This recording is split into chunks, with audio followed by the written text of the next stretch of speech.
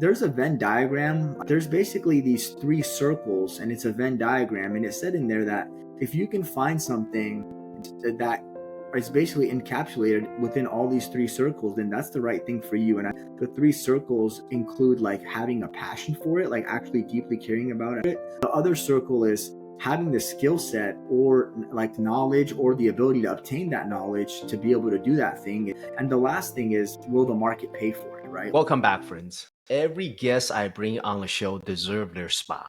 And this incredible entrepreneur is absolutely no different. So I'm very excited for this conversation about to take place about discovering your niche in the marketplace. Thank you, Kevin. Thanks for having me here.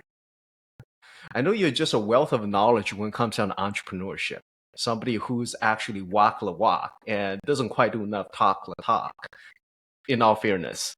But we're going to explore some of that today because in life, it's those people that really put in the work, put in the grind that have a incredible story to tell.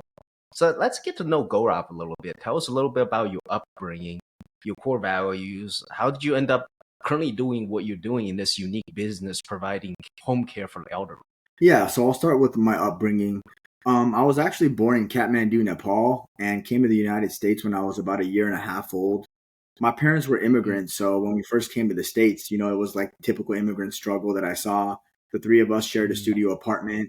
My dad was a PhD student at Arizona State University for civil engineering and was working to provide for us as well. My mom started working she started studying to become a teacher and was doing side gigs like babysitting the neighbors' kids, things like that, getting some extra money, which was cool because I always had friends to play with growing up. And then like growing up, my parents were very strict, typical Asian parents. They emphasized the importance of getting good grades in school, obtaining an education. And, they basically told me that it's not my fault if I'm born poor, but it's my fault if I die poor. So my ooh, mom used to have like strict wake up times and bedtimes. And after school, I'd always have to like finish my homework before I can go play with my friends. And then my parents, emphasized staying busy as well. So they put me in a lot of extracurricular activities. I did wrestling in high school. In grade school, I like swam, did martial arts, did a lot of other different things, which I think was beneficial because it kept me busy and taught me a lot of things like hard work, teamwork, things like that. And my parents were also pretty religious. I was born into a Hindu faith, which was good because it provided a good basis for like morals, discipline, and developing an indomitable spirit regardless of circumstances. mhm. As I got older, my dad became more successful, and we had the luxury of moving into better neighborhoods, and that's where we went to Mountain Ridge High School, as you know, a little bit a nicer neighborhood. So it was a vast change from where I was raised from, but it was nice because I was able to kind of see both ends of the spectrum. And a lot of my school friends had a lot of privileges that I never had at the time. And I used to get a little Mm, upset about that. But now looking back, I feel that it kind of gave me a bit of an extra drive and edge and motivation. Regarding my core values, I would say that some of the most important ones to me in life are loyalty, honesty, and hard work.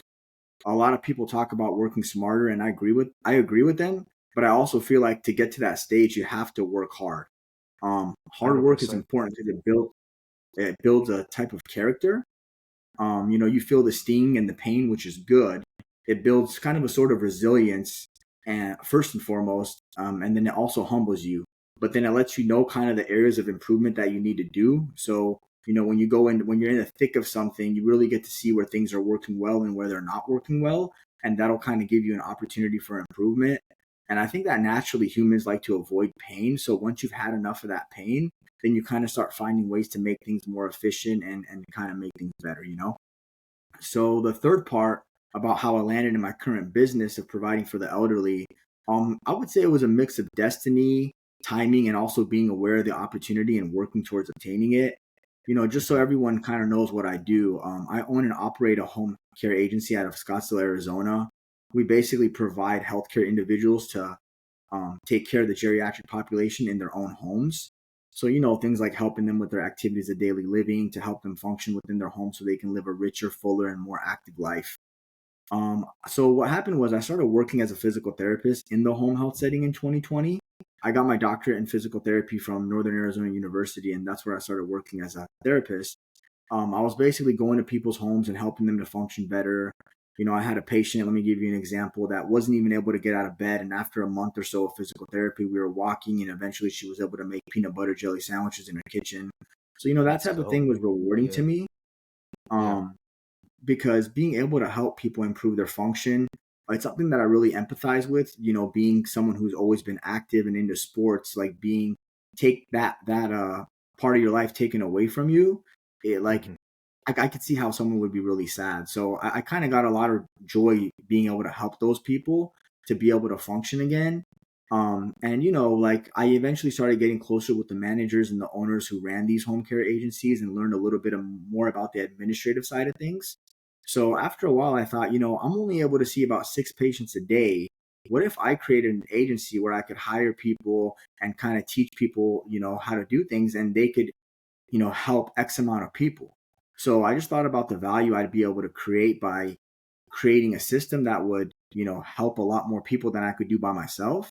And so, I saw it as a win-win where like all the parties would benefit, like there would be more clients being served, there'd be more jobs that I'd be creating, and I'd also be paying like obviously more taxes. So kind of giving to the government and giving back to society in that kind of way too. So, during this time, I reconnected with an old childhood friend who is also my business partner. I'm not going to mention his name because he's more of like a behind the shadows type of guy. But I've known him since I was in 6th grade, and we went to the same high school and college, and even worked our first job out of college together. So, when reconnecting with him, I found out that he was a family caregiver for his mom, and he found out that I was working in home health, so we kind of had that in common. We decided to go on a vacation to Colombia together. And it was during that time on the vacation that we came up with the idea to start the home care agency. So like in the mornings, we would have like breakfast and we'd be like chit chatting about it. And then we go explore Colombia, jet skiing, parasailing, river rafting, all that fun outdoor stuff. And then at the end of the night, like for dinner, we'd just come back and kind of talk about it. And then by the time we were heading back to the States, we kind of had a plan in mind. So, we kind of planned our work in Colombia. And then once we got to the States, we worked our plan out here. And that's kind of how it started. Fast forward to today, we have about 75 employees and we're still growing. We're looking to expand into different states now. And I actually just got licensed for 2 assisted living facilities as well. I think that's kind of what you were talking about with the whole real estate market, kind of like a little Right. real estate hack that'll also serve, society. So it's another win-win situation. And that's kind of the new venture that we're going towards now. Dude, so much to unpack right there. What you said, I want to go back to the first part. I absolutely resonate with because that's kind of like my childhood. I could literally be telling that same story, so I resonate very deeply about the hard work because so much people nowadays is just like, well, I just want to work smart. What's the minimum amount of effort I can put in for the max amount of gain? Really, well, if you have that mindset, you're competing with people like Gaurav and me. We're putting in the smart work and hard work. It's like that. What are you gonna say? But then also in addition to that, like just that higher level of standard you set for yourself. I feel like so many people nowadays, let's kind of go back to mindset for a little bit before we dive into the business. For people out there, they just have a very low standard from themselves these days. Do you feel that way in today's society? If so, what's a message that we can really give the people out there? Okay, how can we raise the bar a little bit to have people can have a little bit higher standard for themselves? Because I do believe there's this notion of self-love. It's like, oh, I'm just gonna be okay. I'm happy where you're at. But if you truly love someone, like somebody I really care about, yes, I love you where you're at, but I believe you are capable of something greater. And I love that version of you. So, your parents obviously instilled that in you and they instilled that in me. So curious what that journey was like for you. Yeah, I think that like as a kid, right? You Mhm. don't really understand it because you see all your friends getting to do fun stuff and you're like having to stay inside and study or do other things that you're told like that it's going to make your future better and that you're going to be a better person in society and it's going to eventually make you happier. You don't really see it then. But as Mhm. time goes on and you'll see some of those kids and some of them do well, but there's a good a chunk full of kids that end up, they get so comfortable in that lifestyle of having fun and stuff that when they are challenged with any type of hard work or anything, and they're competing with people that are used to doing hard work, they kind of give up quickly. It's probably a mix of like just that resilient, like not having that resilience and not having that confidence and also just maybe not the desire. I mean, I don't really know, but I would think it's something like that. And so after seeing that and like kind of seeing more and more like that, I started kind of being more thankful to my parents and being like, hey, I really appreciate it, because it is hard. It's really easy to just kind of be like a yes man and like let your kid Mhm. do whatever they want, or let your friends do whatever you want, or anyone that you care about, like what you're saying. But it takes more energy and effort to be able to actually critically think about, hey, how can I really help this person? And like that's kind of, I think in our culture, that's like what we consider is like actual, like a good friendship is like telling someone like, hey, don't do this or don't do that because that's the wrong path, or you might want to double think about it because it could lead to this and that. You know what I mean? So I think Absolutely. that's like kind of my perspective. But it's not until you get older and you start seeing the results of it that you are actually like truly grateful for it. 100%, man. Hey guys, I don't run any ads in this podcast because my mission is to make an impact in your life and help you move the needle towards your aspiration. It will mean a lot to me if you subscribe, share, or leave a comment. I would love to hear from you so we can spread the word and make a further impact together. All right, back to the conversation. 100%. Those are the foundation work, right? You do the painful things now so you don't have to suffer the pain. Jim Rohn always got his quote. It's like you rather deal with the pain of discipline than the pain of regret. Some of the key elements of foundation that I've seen in some of the most successful people I know on a personal level, they always tend to have a certain elements in place.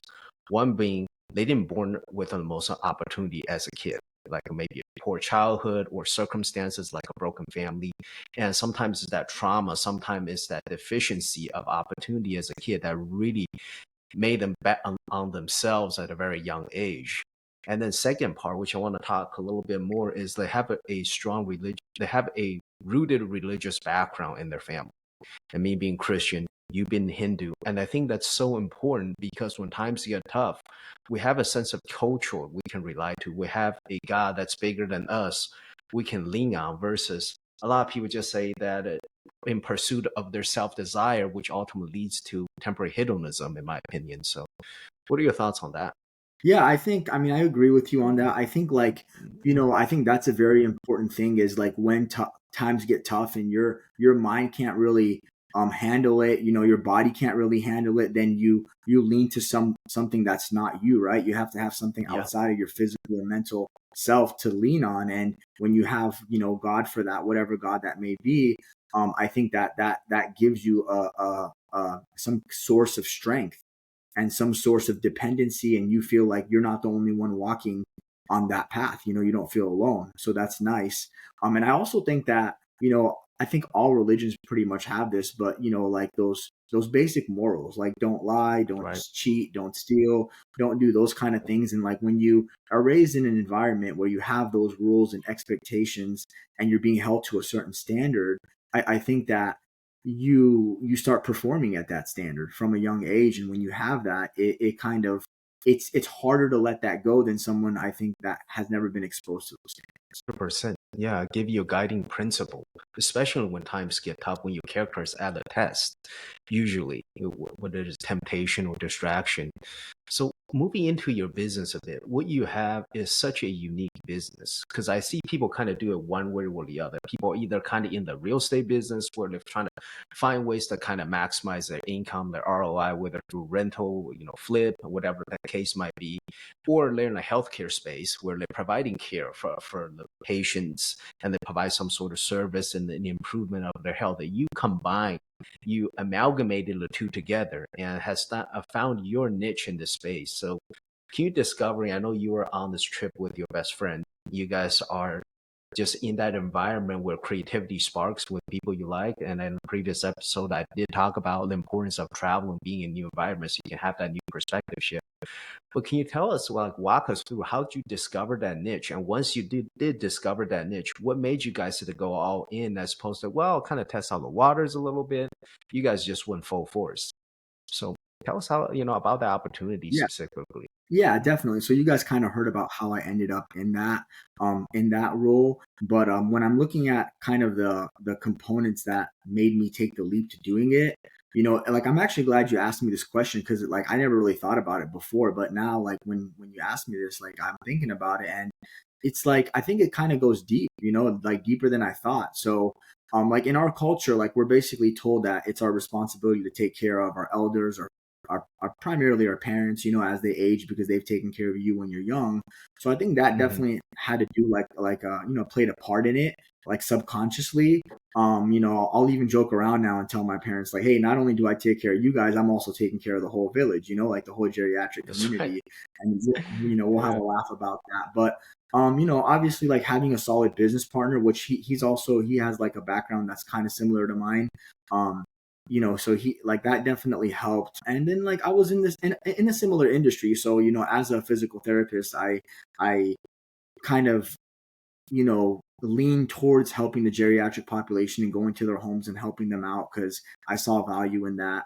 And so, I feel like like there's a Venn diagram. Like I want to quote this book. I think it's from Peak, but there's basically these three circles and it's a Venn diagram. And it said in there that if you can find something that is basically encapsulated within all these three circles, then that's the right thing for you. And I think the three circles include like having a passion for it, like actually deeply caring about it and having a passion for it.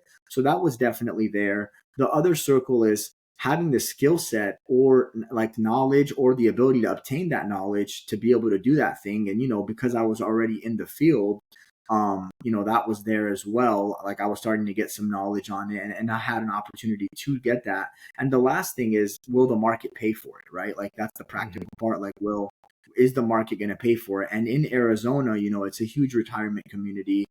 There's a lot of people that like to retire there for the warm weather and the dry season because, cold and humid weather can make your joints kind of hurt and stuff like that. And that's something that happens. That's common in the geriatric population. So with that being there was a market for it.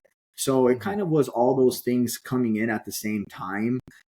As far as the assisted living facility out of the house, because we started basically a virtual office where we were sending people to individuals' homes in the beginning. And that's like one of my businesses, it's the home care agency, but now we have the assisted living homes. And so the way we got into those was basically when someone's at their house, they're getting a certain number of hours from like someone who's taking care of them, but it's not 24/7. And so once they start declining to that stage where they need 24/7 care, they usually have to go to like an assisted living facility. Well, a lot of our patients were telling us, once they went to the assisted living facility and they were no longer technically our patients, that, hey, we're not getting the kind of care that you guys were giving us. We're not getting that type of stuff. They weren't liking it. So we just thought, Mm. hey, why not just create an assisted living facility? So when they go from our home health care services to the assisted living facility, it's an easy transfer. They're used to our systems. Everything's kind of a one-stop shop. So that's kind of what we decided to do. And luckily it ended up kind of being a real estate hack where I think it does. I feel like I'm serving like not that like there's not that, families don't need homes, but there's so many people doing regular real estate. I feel like this is more of an underserved market. So, Totally, I yeah. felt really good being able to help that market out with the assisted living facility, especially in Arizona. Just because the geriatric population is living longer, there's more of them now than there has ever been, and it's just a growing population, and there's not as many houses available for them, so there's huge lines and things like that. So I thought it was a good opportunity to do that, and it's a win-win for everyone. I mean, I'm making probably doing like I'm going to be doing better than probably just renting out a house to a family. I also feel like I'm Oh, creating 100%. value by being able to service these clients because I'm able to put 8 in each house. And then also I'm creating more jobs because then I have like 3 or 4 more employees that I'm able to give jobs to. And there's people looking for jobs, especially in this recession. So I feel like it's a win-win-win for everyone. And that's kind of what, the components of what I thought about when I decided to kind of go in there. And that's kind of how. I hope you guys are taking notes. What Gaurav said about win-win-win for everybody. And that is the human ingenuity of entrepreneurship. Have the foresight to able to orchestrate a solution that's not presently available in the marketplace, and then deliver what he said right there in a Venn diagram on 3 different parts, and then create a winning scenario for everybody. And we've been friends for quite a while, but what you've done in the last few years absolutely amazed me. I'm extremely impressed and I'm extremely proud of you, man. And what you're able to kind of orchestrate in this space. One thing I've always admired about you, you talk about business owners, we talk about like people of habits, we talk about discipline, we talk about hard work. And I like to think myself as fairly frugal. But I think you're even more frugal than me. Like I'm the type of guy who's like, oh man, if I can save $3 in the morning making my Starbucks, I'm gonna save that money. And it's just ironically how entrepreneurs we think the same boat like that. Talk about that a little bit. Why is it so important for us to invest in our vision instead of invest in temporary pleasure? And I think a lot of people nowadays is just like they make the money, they'll just kind of spend it. Or a lot of entrepreneurs they experience a little bit of success. Okay, it's time for vacation, time to go to the Bahamas. As opposed to investing back into the business, investing back into the engine. Yeah, so I mean, like, and I want to, preface that I don't think there's anything wrong with enjoying the finer things in life. I think that you should, especially if you worked hard and stuff, and there's nothing wrong with it. But I guess it all depends on like how you're built and what what you really want. And like for me, I'm pretty low maintenance. I think like if I have healthy food, if I have water, if I have a bed to sleep in where I can get good sleep and it's a good temperature, I mean, that's pretty much like I'm pretty much good to go at that point. If I have a car that can get me from point A to point B, I'm pretty much good to go. I'm not really like a flashy guy or anything like that. So, I think like that makes it easier for sure because, some people have different needs and they have different desires. I never really had those types of desires. The things that I enjoy more, like they just end up kind of being free. Like I like going and hanging out with my friends or going on hikes. I'll spend money when I travel and things like that. But mostly it's like a lot of outdoor activities that you can do for free. And maybe that's because of my upbringing, because when I did first come to the States, we were living kind of in a low economic type neighborhood, and I had to enjoy those free things. Like that's what I had to learn, and that's kind of what I've always just liked. And I guess I never really increased my like level of standard that much. And then for me, it's just like creating something that I could give back to society. I Yeah. mean, that's something that's like big to me, and I do derive pleasure from seeing those other people happy and knowing that I have the skill set and kind of my effort has like bears some fruits for them and for myself. Like Mhm. it's like I said, a win-win situation. So I mean, I think that's important. But also, if you do want to start a business, just the fact of making it wanting to survive, I think it's very, very good to be conservative, financially when you start. Like, I see a lot of entrepreneurs that'll go and they have 1000%. this great idea. Sorry, what did you Oh, say? go ahead. Sorry, I was just saying Oh, 1000% agree. Yeah. oh yeah, yeah. Like, a lot of entrepreneurs, let's say they're starting something, they're gonna buy the biggest office, the most expensive office. They're gonna like sign on with all these expensive products and stuff like that. And I always say, just start with the basics. Just get the bare minimum of what you need so that way you keep your overhead low until you actually are providing something good, and really be able to identify what's really necessary into making the quality and efficiency of the product better, and what's really just bells and whistles. Because like when you start a business, a lot of companies will come to you, they'll start advertising their things, like whether it's like services, platforms, X, Y, and Z, the list goes on. But you want to be really, really careful of what you choose to buy, because that's going to be like a monthly expense or something, at least in the beginning. Once you start making revenue and things like that, that's when you can think about it. But it's kind of one of those things, and it really depends on your business. Like if you're a shop, like a restaurant, I would say, I've never owned a restaurant, but just we've talked about starting something like that. I would say start with like a food truck, because then you're mobile, Yeah. you get to go to different places. You can see, hey, is your food might be really good, but it might be only to a certain population in a certain part of town. You drive your food truck in different places. You're very mobile. It's cheaper, and you get to kind of test the market and see where your food's good, where it's not good, if it's good or not. And then you can adapt very easily when you have low costs. And then once you start outgrowing that, that's when you get a bigger place. So I think that's very important, like from a business perspective, and having the discipline with money and not requiring much definitely helps. Yeah, 1000% agree. And this is so much of just a cornerstone of financial literacy is really live below your means. And same it is for business. I couldn't stress, and Gaurav, I am both in agreement with this, is having the importance having a war chest. You never know things go wrong and how at the end of the day in entrepreneurship, money solves a good chunk of problem, not all the problem, but solves a good chunk. So you got to make sure your war chest is well fortified for those situations. On that note, I'm curious, since the beginning inception of your business, what's been the biggest challenge for you guys? Maybe something we know or maybe something we don't know because such a unique industry. I'm curious what's been the biggest challenge. Well, kind of piggybacking off what you said, I think you kind of just brought that up in a very Yeah, a general way, but I'll give you the yeah, specifics. So one of our challenges was that in the beginning of our business, we were not getting reimbursed by some of the insurance companies that we have contracts with, and so we weren't billing in the way that they wanted. So we actually had to use our own stashes to pay our employees for about 3 months. And see, oh that's an goodness, unforeseen expense that you don't know about. yeah, And that was really, really difficult. My business partner was actually on the verge he was like, about to throw the towel in, and we kind of had to have a talk. And after the talk, we were able to get in contact with kind of the head honchos of the billing and claims department of those insurance companies, sit down and have a meeting and be like, hey, we want to learn how to do it the way that you guys need it. What can we do? And even getting to be able to connect with those head honchos was a struggle. Like every I can step of the imagine. way seemed like a big struggle, but eventually Mm, we were able to do it, and they were able to expedite our funds just so that way we could stay alive.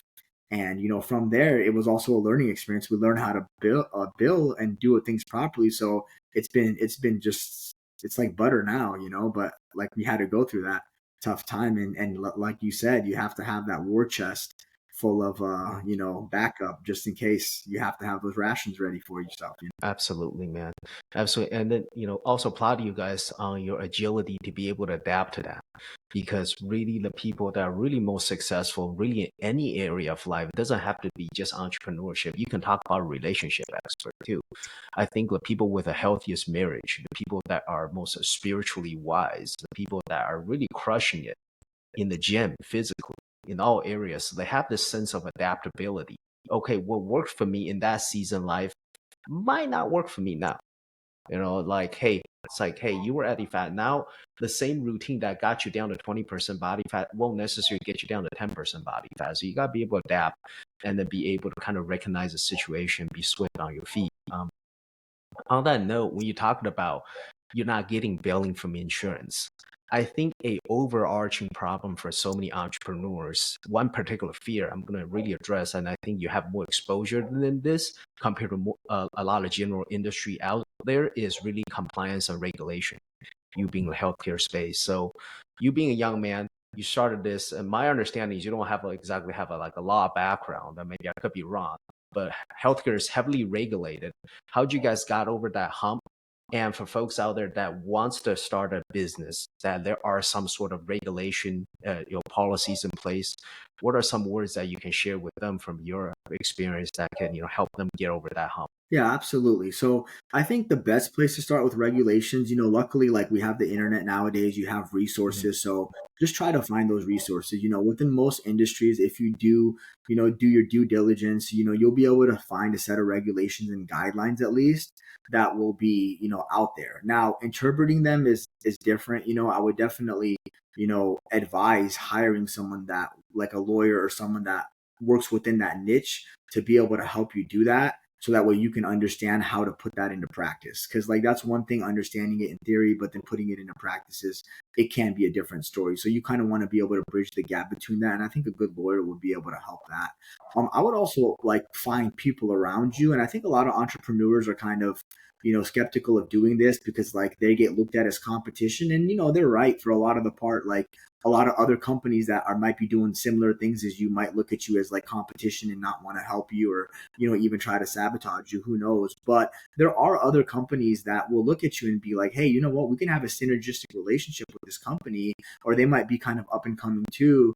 And you guys can kind of figure out things together. And like we have a few companies where we have that type of relationship with, where we ask stuff with for, and then they would call us and ask stuff. And sometimes we even got to the point where they were like, hey, we don't have an employee to cover this client. Could we use this person for like a premium? And we actually got business off of that. So like a lot of good things can happen. You got to put yourself out there and be able to take the rejection, because a lot of the times it will be rejection, but when you do find a couple of those gems, they're definitely going to stay with you, and kind of you guys help each other grow. But yeah, I mean that's what I would say as far as the regulations go, is just those two things, is like really try to understand them, get a lawyer, and then the other Yeah. thing would be like try to contact other people in your similar industry if you have any questions, and to see if you can kind of get any advice. Yeah, I love that. And the part I want to mention in my entrepreneurship journey, and I'm curious for you as well. People, especially other entrepreneurs, they are more willing to help newer entrepreneurs than what you might initially think. Because initially, when you Yes. get into the business, it's like, oh man, that person's busy. He's doing millions, she's doing millions a year. They don't have time for me. How am I gonna be able to kind of make this connection work? But then it's not until you reach out, you realize, people are especially a lot nicer because they went through that journey themselves. And they want to Yeah. help someone else go through that journey because, in a way, it reminds them of their younger days. Yeah, absolutely. And that kind of brings me to the point of having a mentor too. Like if Yeah. you, I mean, obviously if you're in an industry where you're trying to completely go, it's a newly formed industry, that's going to be harder to find.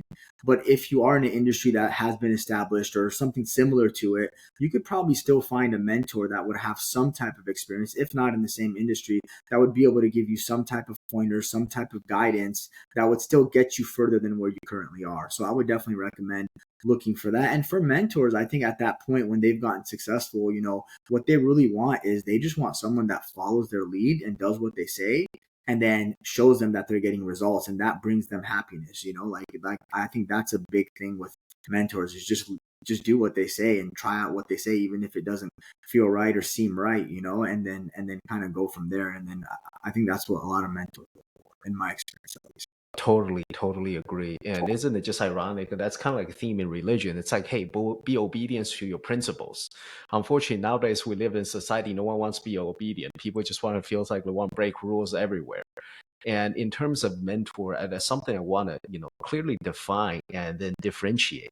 I know you guys are listening to this episode. I know you guys are listening and learning a lot from podcasts like this and podcasts like other out there, and maybe you follow influencers. Those are not mentors. A mentor means it's a two-way street. You're able to have conversation, pick up the phone, call them, ask specific questions. Doesn't have to be very time consuming, but you're able to have that two-way dialogue. And if you have someone like that in your life and they're further along than you are, really consider yourself fortunate, because that's a hallmark, a foundation of a great mentorship right there to start off. Or I've always loved ask entrepreneur this question, and then you mentioned earlier how that you want to make a difference for the community, for the elder community, because we just have a lack of elder care in this country. So I'm curious nowadays, looking back, okay, you're a few years into this now, what's a measure of success for you, both on a personal level and on a business level, and also where do you see yourself in 10 years continuing that metric? Yeah, absolutely. So I think that basically the measure of success on a personal level and making an impact, it's kind of hard to separate. I think they're kind of intertwined. I would say that making an impact by the number of lives I can change and to what extent I can change their lives, like the members that I serve would be kind of the most important way to look at it. Our members and employees are pretty happy with us right now. So I think that we've done a decent job of that. I mean, there's always room for improvement, but like the quality of life, like how much have we improved their quality of life? Like for me, like, if they need certain help with certain activity of daily living, things like that, like have we helped them become more independent with that? Have we helped them, improve in that area so that way they can go do stuff around their house? They feel more independent, more in control, more in charge, and less dependent on others. Because like that's one big thing that our members say that they want to be able to achieve. So I look at it that from that perspective first, and that was kind of getting the formula down of how, like training our employees and things like that in order to be able to help our members. But then after that, it's the reach, right? So like right now we're just in Arizona. We're in the process. We just got approved in Utah and Texas, and we're working for Colorado. So we're looking to grow in those different areas. So the next thing would be like That's reach. good. Oh man. So like Yeah. not only in one area, like why can't everyone have these services? So like let's bring our exposure to different states. So that's kind of like the next step that I would say would measure my success with. But it all comes down to how many people can I help and to what extent can I help, Yeah. Love that, and man. just different ways of doing that, if that makes sense. 100%.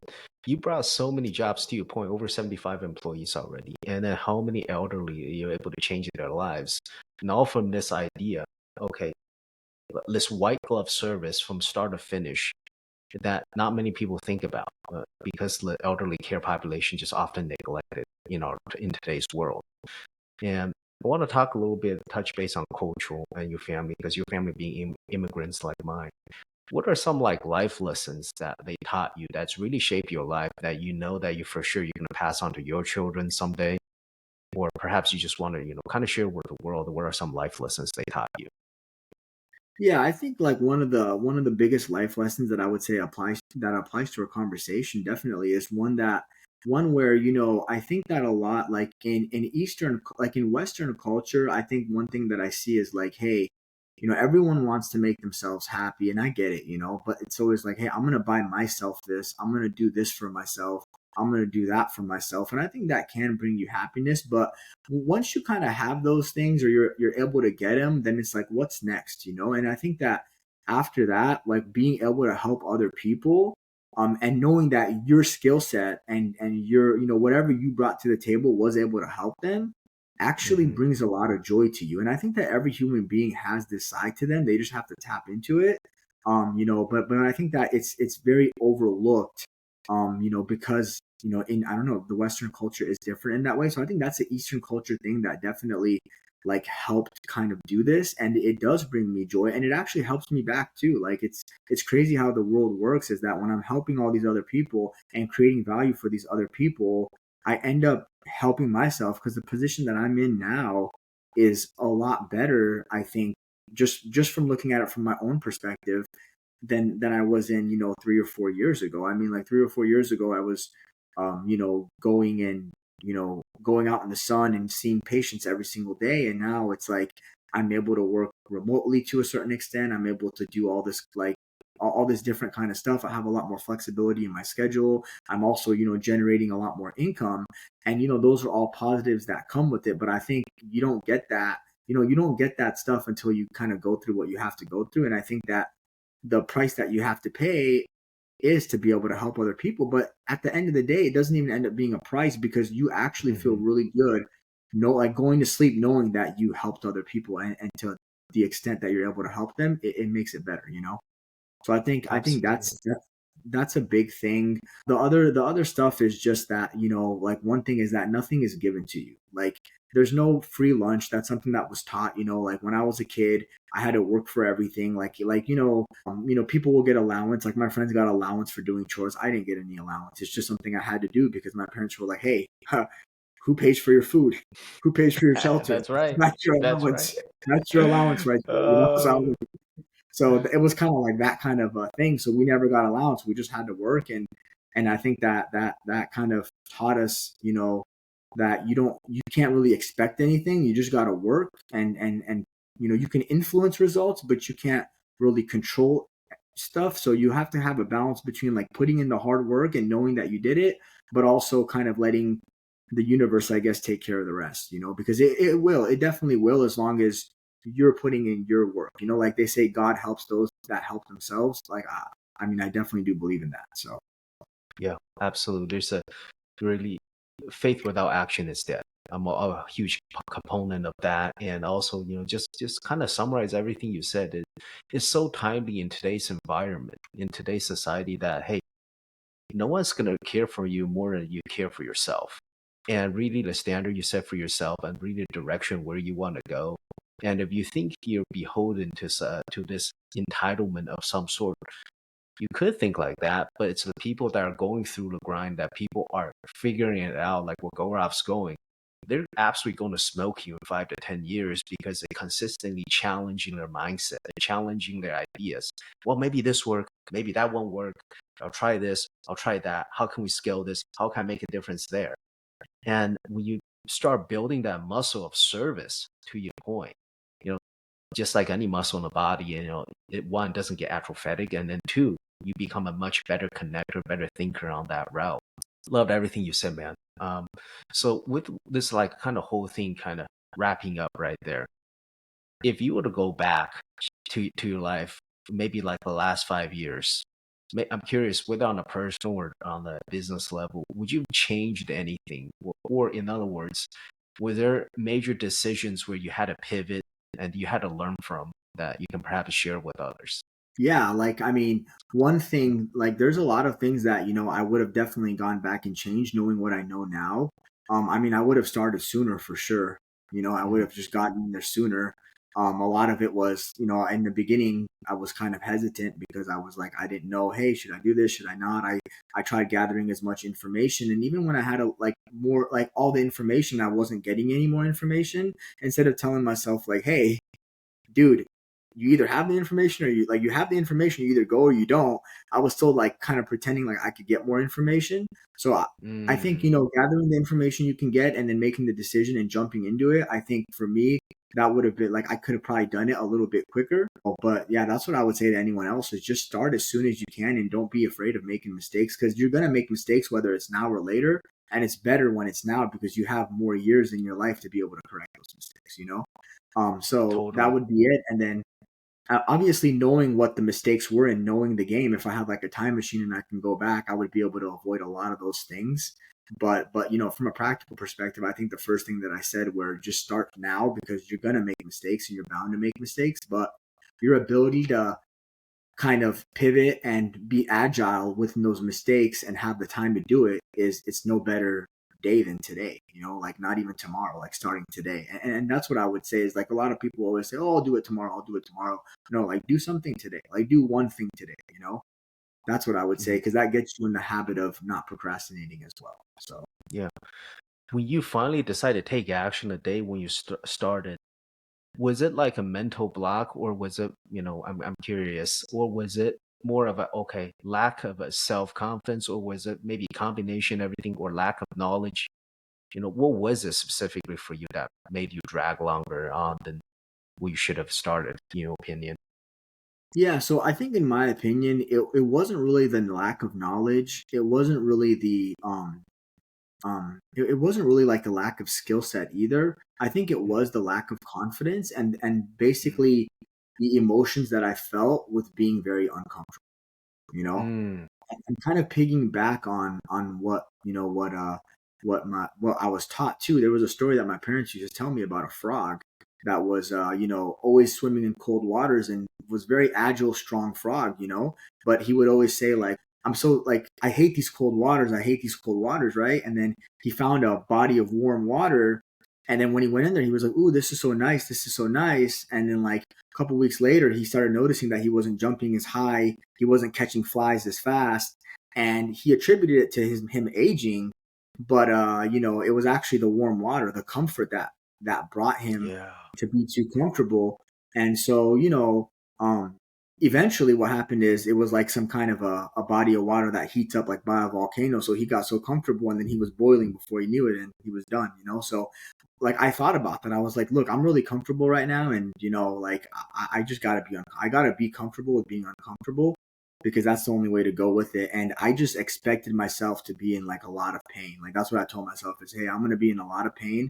It's gonna stretch limits that I haven't known before, and I just gotta do it. And I just I wasn't sleeping that good in the beginning just out of pure fear of like, hey, what's gonna happen next? What's gonna happen next? But then Yeah. after you start getting into it and you get the hang of it, it's like anything else. You start becoming comfortable in there, and yeah, it just kind of happens after that.